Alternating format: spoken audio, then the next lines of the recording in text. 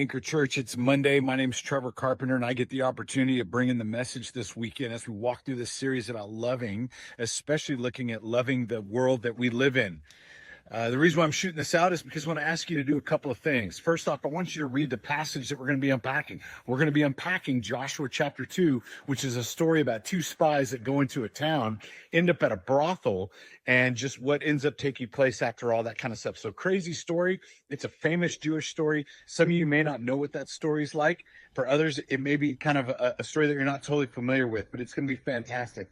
Secondly, what I want you to do is I want you to pray and let your heart and your mind be focused on God speaking a word to you about understanding that where you work at, it's not just a job. You've been strategically placed by the Holy Spirit to be there.